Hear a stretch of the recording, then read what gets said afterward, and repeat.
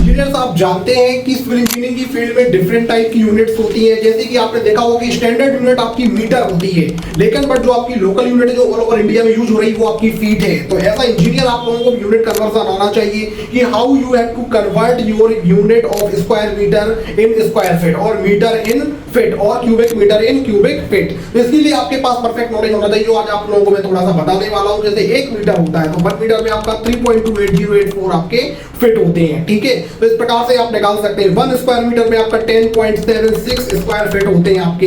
यदि आप एकड़ और बीघा पर जाते हैं तो 1 एकड़ आपका आएगा, तो 1 एकड़ में आपका कितना होगा 43,560 आपके स्क्वायर फीट होते हैं। 1 बीघा आता है जो हमारे यहाँ पे एमपी में यूज होता है, 1 बीघा में आपके 17,424 आपके स्क्वायर फीट होते हैं। तो ये नॉलेज लेना आप लोगों को बहुत ज्यादा जरूरी है कि किस प्रकार से आप यूनिट को कन्वर्ट करेंगे। जब आपको यूनिट कन्वर्जन प्रॉपर आएगा, square metre, square feet, cubic metre, cubic feet, एकड़, बीघा, बीघा, यार्ड और गज, ये सारे यूनिट्स हेक्टेयर आप लोगों को पता होगा। जैसे आपको पता होगा कि रजिस्ट्री होती है, रजिस्ट्री में जो यूनिट रहती है वो आपके हेक्टेयर में रहती है और आपको कन्वर्ट करना पड़ती है स्क्वायर फीट में। तो इसके लिए आपको प्रॉपर ट्रेनिंग लेना चाहिए। जो मैं आपको यूनिट्स बता रहा हूं ये सारे यूनिट्स आपको प्रॉपर अच्छी तरीके से देखना चाहिए, समझना चाहिए, तभी आप लोग परफेक्ट सिविल इंजीनियर बन पाएंगे और आगे जाके अपने कैरियर को सिविल इंजीनियरिंग की फील्ड में आप आगे बढ़ा सकते हैं। इसके बाद आप लोगों को एस्टीमेट करना बहुत ज्यादा जरूरी है। एस्टीमेट क्या होता है, यूनिट आपने पूरी पढ़ दी, इसके बाद आप एस्टीमेट की साइड जाते हैं। एस्टीमेट मींस क्या होता है, एस्टीमेट मतलब होता है कि कोई भी आप वर्क अपना कराने वाले हैं तो उस वर्क के लिए आपको कितना पैसा खर्च होने वाला है, कितना मटेरियल आपको लगने वाला है, कितना टाइम लगने वाला है।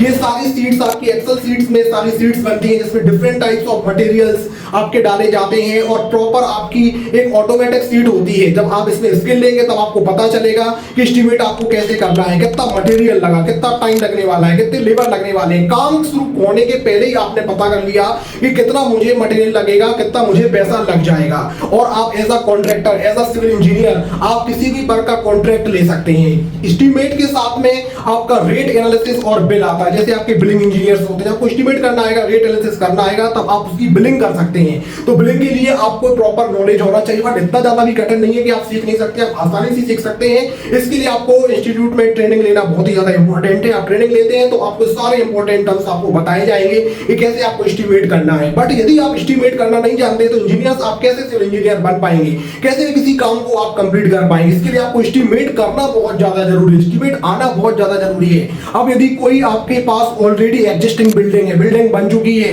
उसका वैल्यूएशन करना है तो आपको वैल्यूअर बनने के लिए वैल्यूएशन करना बहुत ज्यादा जरूरी है। तो वैल्यूएशन आपको सीखना पड़ेगा। तो ये सारे टर्म्स यदि आप सीखते हैं तभी आप एक प्रॉपर इंजीनियर बन पाते हैं। तो इंजीनियर से सारी चीजें सीखने के लिए आप इंस्टीट्यूट को ज्वाइन कर सकते हैं जिसमें आपको सारे टर्म्स आपको सीखने को मिलेंगे और एक आप परफेक्ट सिविल इंजीनियर बन पाएंगे।